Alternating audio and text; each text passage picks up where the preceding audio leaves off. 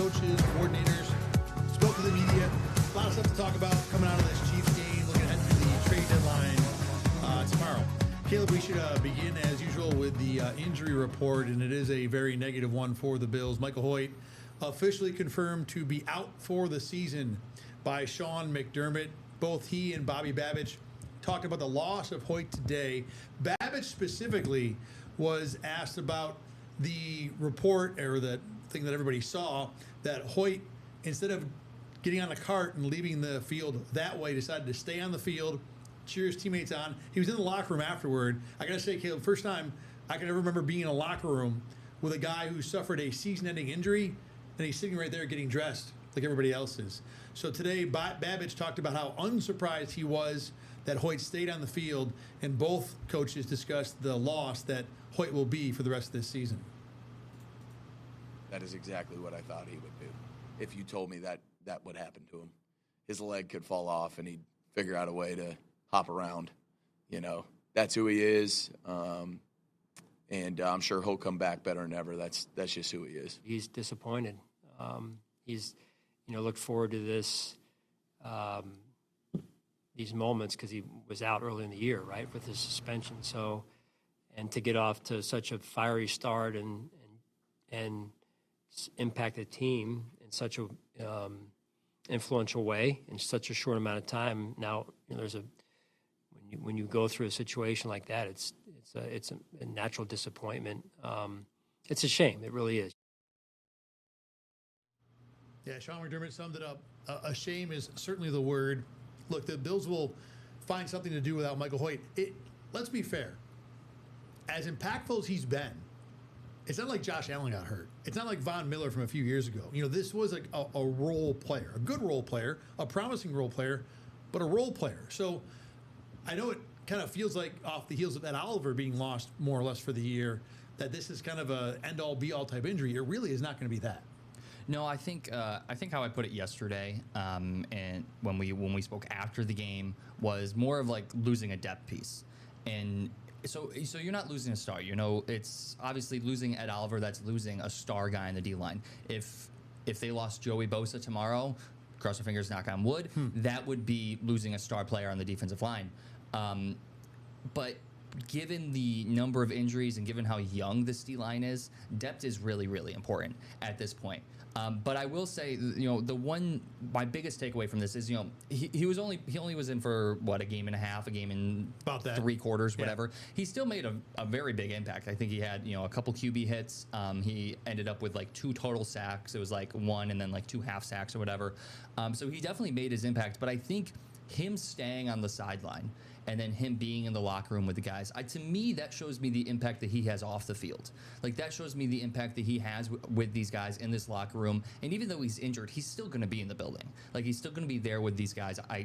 If he was there on the sideline, I know that he's still going to be there with these guys once he can, obviously.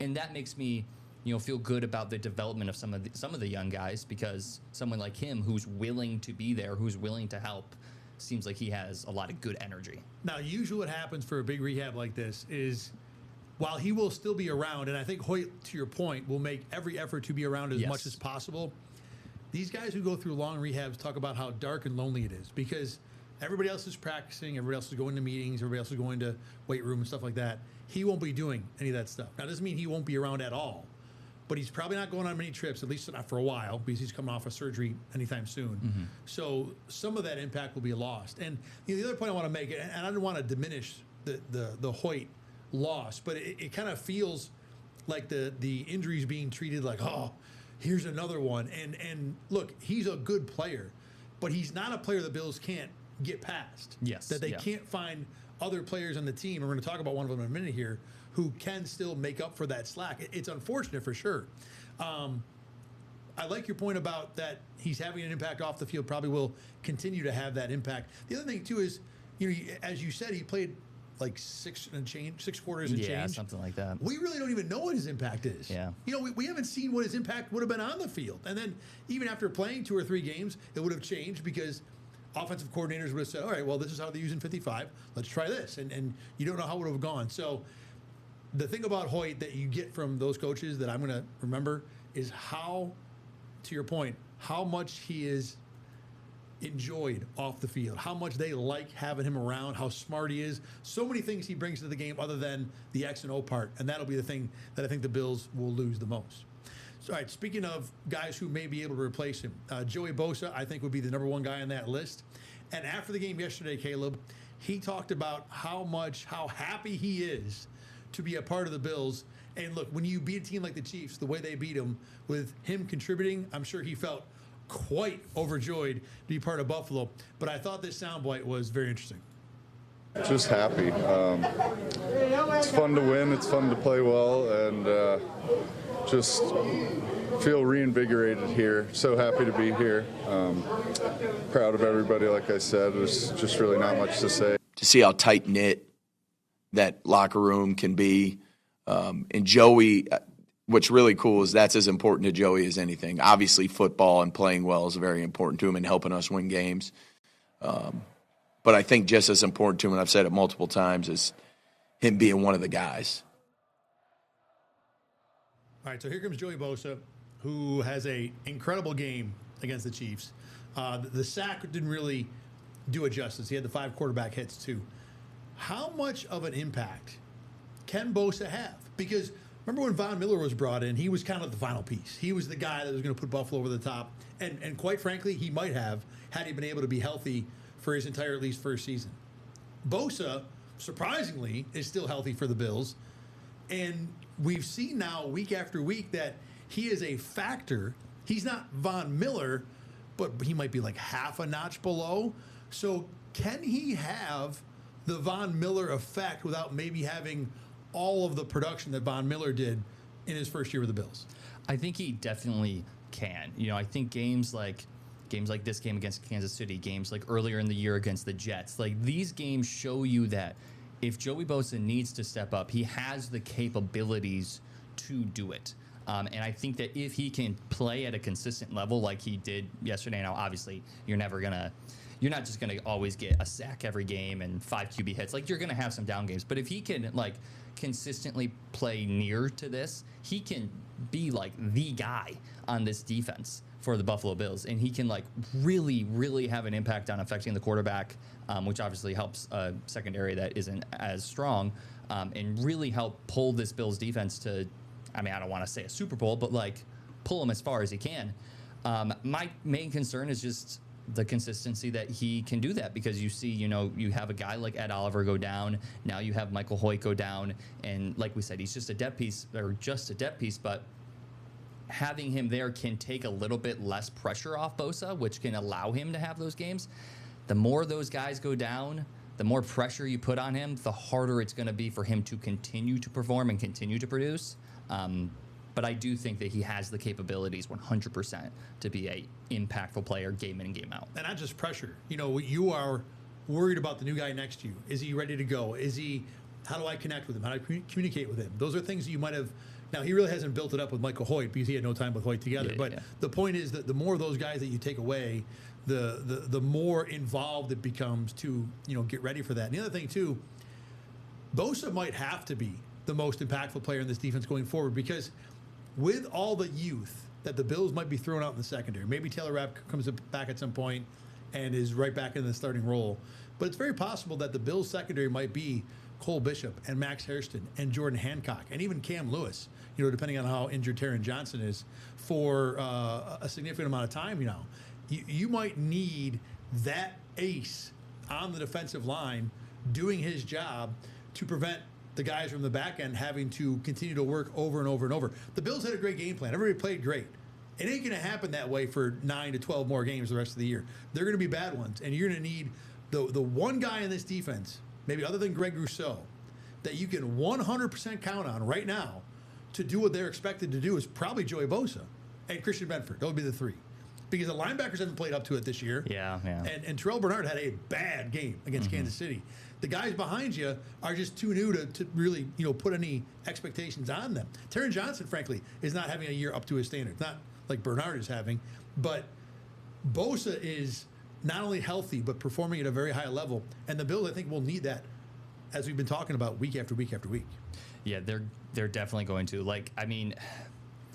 Maxwell Harrison and Cole Bishop had great games, and I'm going to get into this a little bit later too, but I don't want to overreact on how good those games were.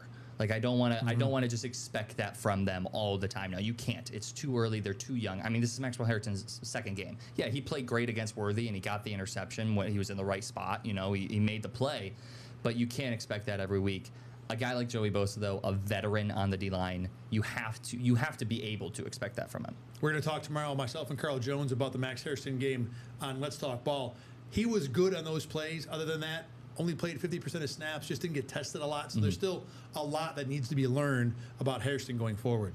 Now, for all the players the Bills have lost today and yesterday, and actually one other guy we want to talk about is Dorian Strong quickly here.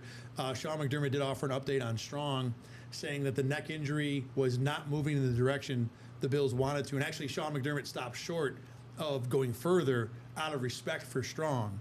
So significant concern for what Strong's future might be like. And unfortunate, too, because he was a guy that was going to factor into that corner situation one way or another. Beyond that, injury-wise, nothing new from Sean McDermott, Daquan Jones, Josh Palmer. Those guys are all improving. We'll find out something tangible for the first time this week, as always, on Wednesday.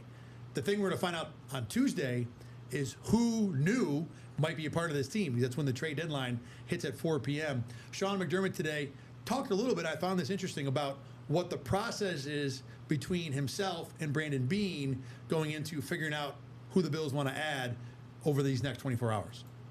He really runs the point on it. So, he'll brief me on some things, maybe some thoughts, maybe some kind of irons in the fire that he wants me to wants my opinion on. So he'll have me look at someone or a couple of guys. So that's kind of my involvement on it. All right, Caleb, go wherever you want. Trade deadline's coming up. We've talked about it a lot. Now that we're basically here, and the funny thing is this conversation might be outdated like literally any minute. Oh, yeah, But where would you like to see them go? How big a spend? And I don't mean like what draft picks, but in other words, how big a player you want to bring back, or maybe the Bills need to bring back. Whatever you want to do, Caleb Carr, trade deadline, go. I don't think when you talk about how big, I don't think you need like a Joey Bosa type, like we were just talking about, type impact player. You don't need a game changer, but you definitely need more than just a depth piece. Like, you need a starter out there, no matter what position you talk about. So the three positions, like the three main ones that come to my mind are receiver, safety / secondary as a whole, and then the defensive line. So I guess they're not technical positions, but areas. Receiver, secondary, defensive line. I don't know if there is a name out there that is worth it when you talk about receivers. Like, I don't know if there's anybody that I'm like, oh yeah, I really want them to go get this guy, and he would make a big difference. I think the areas that you need to focus on are D-line, especially with all these injuries that we've been talking about at Hoyt, Oliver. I think you need, I mean, we just talked about how the more you change the guys on the line, the more it can be difficult for the line with Joey Bosa. But I do think you need to bring in a guy on this D-line, probably a lineman, not an edge guy. And then, again, I talked about a little bit earlier, Maxwell Harrison and Cole Bishop, they had great days, and the secondaries looks like it's on the up, but I don't want to overreact on that. I still think you need to get a safety, or you need to get some cornerback depth, especially with the Dorian Strong injury. You don't know what that's going to be. There's other injuries in that secondary. So to me, I think the D-line and the secondary are the two main parts that, like, again, you don't need an impact game changer huge like that. Like, you don't need a big name that is going to be all over ESPN because it's like crazy, but you need a guy that's more than just third on the depth chart. It's funny you said big guy that's all over ESPN. I immediately went to Axier and be like, did I miss something? Did somebody just get traded for right now? Nothing has happened, by the way. Cool. I have really kind of been all over the place with what I think the Bills should do. To be honest, I really can't pin it down. The one thing, I want to talk about this for a second. The D-line, I thought yesterday they have to add somebody, maybe two guys. I look at it now. You got Daquan Jones, who is improving. Maybe could be back this week. Deion Sanders, Larry Ogunjobi, Jordan Phillips. No one's excited about that. But all four of those guys, well, I shouldn't say the three, they got three veterans who've been around the block, Ogunjobi, Phillips, and Daquan Jones, who know what to do. They're not going to get lost out there. Deanne Walker's had a promising start to the year. TJ Sanders is a second-round pick, and that's all we can say about him right now. Yeah. But if you believe in T.J. Sanders and Deion Walker's promise, well, that's a nose tackle and a 3-tech right there. And then you got Daquan, who can play both, Ogunjobi, who's a 3-tech, Phillips, who's more of a 1-tech. You have veteran depth there. You can make do with those guys. Like, I don't know if you need a body. Now, we don't know how healthy T.J. Sanders is. Yeah, that's the thing. Right. We have no update on him Right. yet. So he may not be back for a while, and that changes the complexion of this discussion. Yeah. On edge, Bosa and Greg Rousseau are fine as starters. Yes. Probably even better than fine, to be Yes. honest. A.J. Epinesa as a third defensive end is also fine. Fine. Javon Solomon, I think we'd like to see more, but he's been better this year. There's no doubt about that. Do the Bills really need a body? I mean, you can make an argument that they can make do with these 9 guys. You got Fidarius Mathis on the practice squad who's been okay-ish. They may not need to add a body. And the reason I bring this up is you talked about secondary as being a need, and you're right. The problem is when defensive tackle and receiver are already in need, and you essentially just traded for a first-round pick in Max Hairston, do you really want to spend more assets there? You got Jordan Hancock playing okay, too. Jordan Hancock just beat the Chiefs. Do I need to go and find a safety? So when you look at the priority of things the Bills should be trading for, I don't know if defensive back makes it high enough on the list to actually make a move when I think D-line, separate of the argument I just made, and receiver are probably more pressing needs.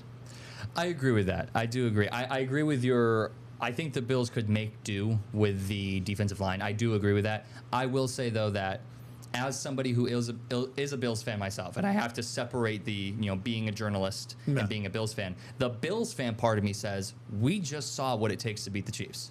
Like, we watched it with our own eyes. We saw that it takes pressure on Patrick Mahomes. So to me, I'm like, you want to beat the Chiefs again? Go get some more. Go get another guy that can create more pressure, and you're going to have no problem come the playoffs. Because we all know what the narrative is that whoever wins in the postseason, or the Bills can win in the regular season, but they can't win in the postseason. Right. So in my the Bills fan part of me says add more D-line depth so that you can make more of an impact. Valid point. All right, we're going to have answers to this soon enough.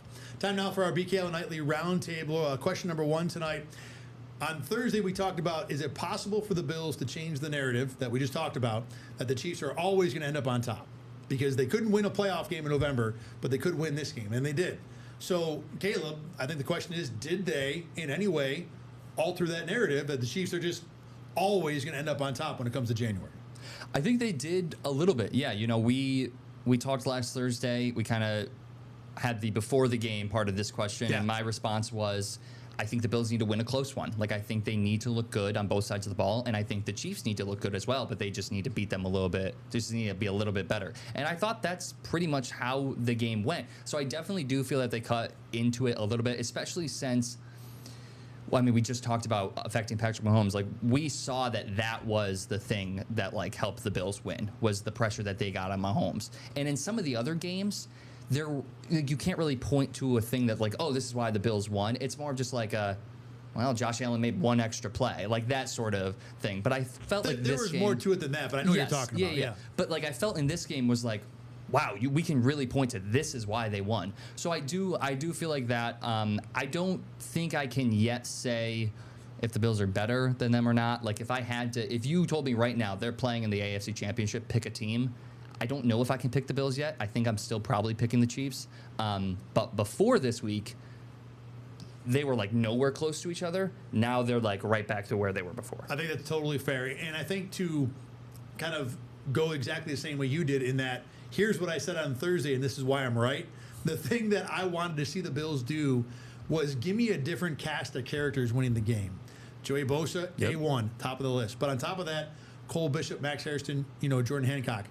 They had different guys playing a little bit different game, especially Max Hairston with the legs, the speed, that impacted this game, that affected this game. And that, to me, provides the most optimism that January can be different. To your point about you'd still pick the Chiefs right this second, I agree, but only because the Bills have played like the flotsam of the NFL before this game. You line up, they got Miami and then Tampa and then Pittsburgh and Houston. Other than Miami, those next three are all teams that are walking and chewing gum at the same time. The Bills roll through this month and look more or less what we saw on Sunday. Without something different from the Chiefs, I might flip that. I might be a pro-Bills person by the end of this month. I just got to see it more than we've seen it already than just this one game against this one team. I agree. All right, question number 2.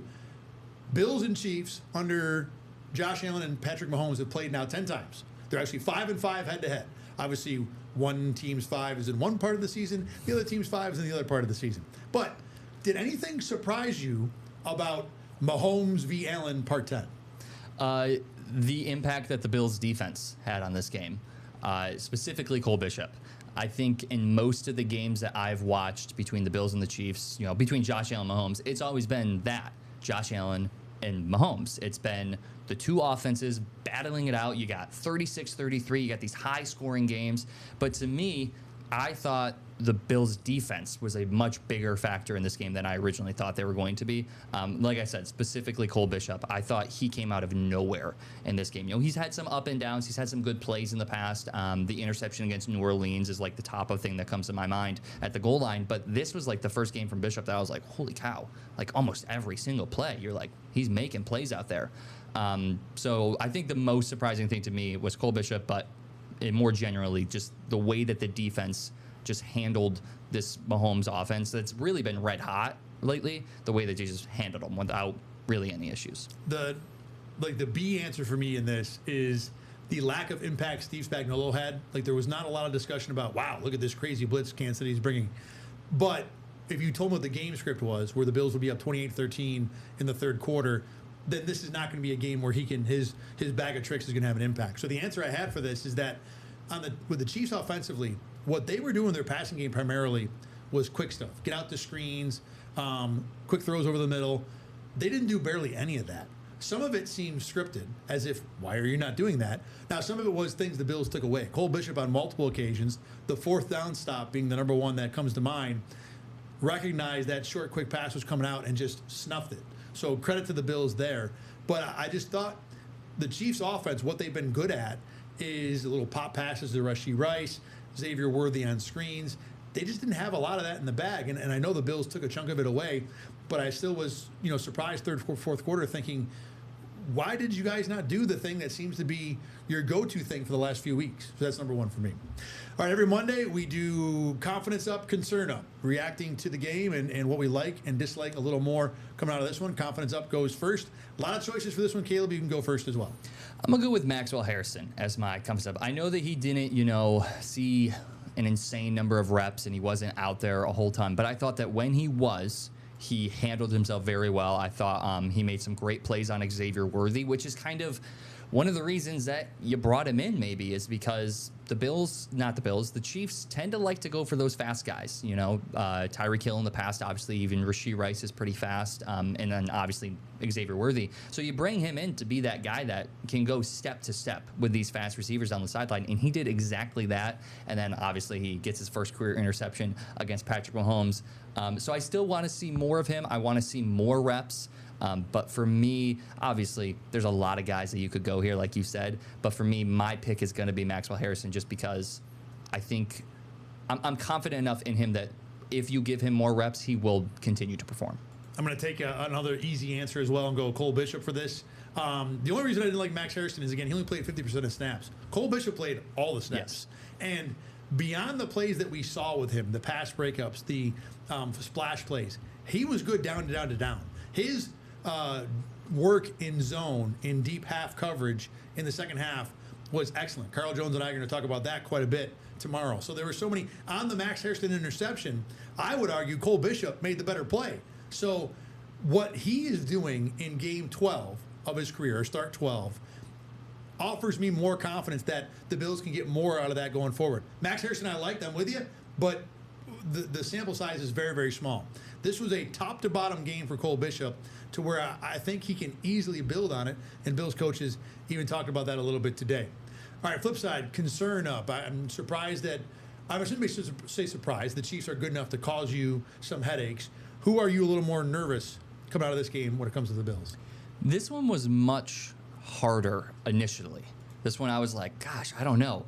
And then I paused for a second and I thought about the game and I was like, no, this is obvious. Matt Prater is my concern up. Obviously, it was a deep kick. It was a tough kick. It was windy in the stadium. But it's always windy in the stadium. You know, if he continues to be the kicker for the Bills, you're going to have snow on the ground pretty soon here, and you're going to have to kick in that. And you know, this was the kick that he had at the end of the game that he missed that went off the right upright. It was a pretty big kick, pretty high pressure moment, and obviously it's just one miss.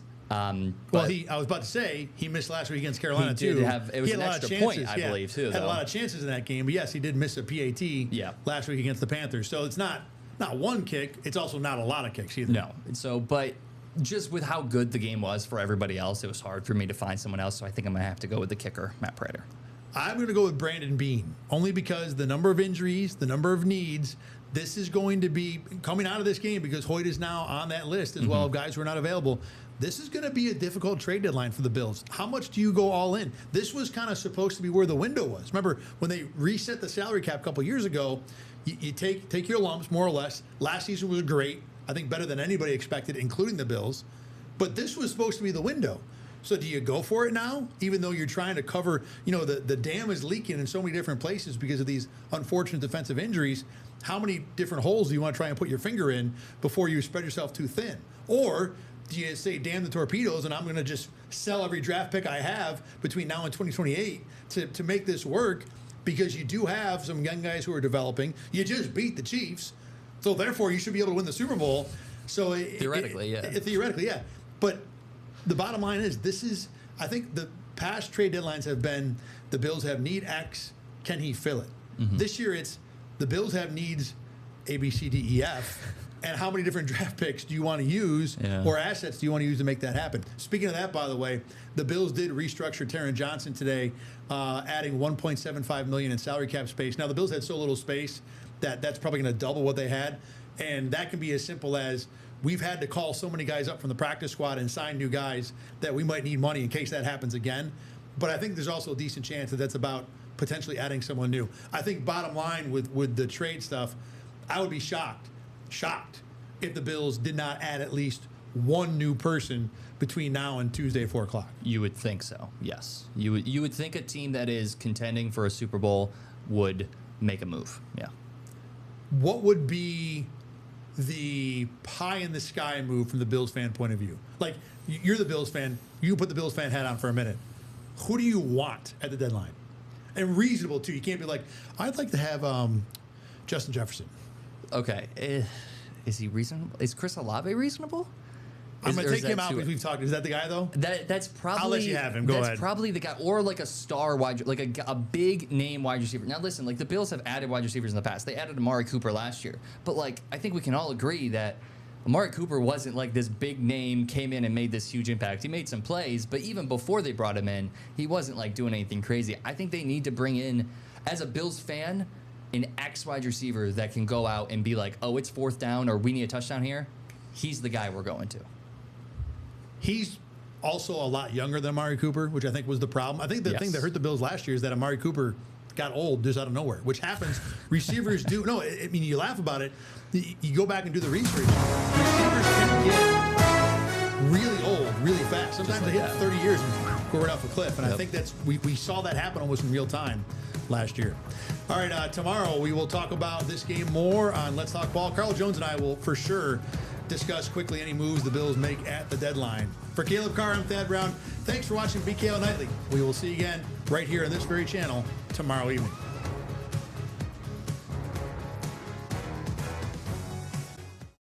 Get the Rochester First streaming app today for everything you love from News 8 On Demand, plus exclusive shows you won't see anywhere else. Search ROC and download for free on Roku, Amazon Fire, and Apple TV.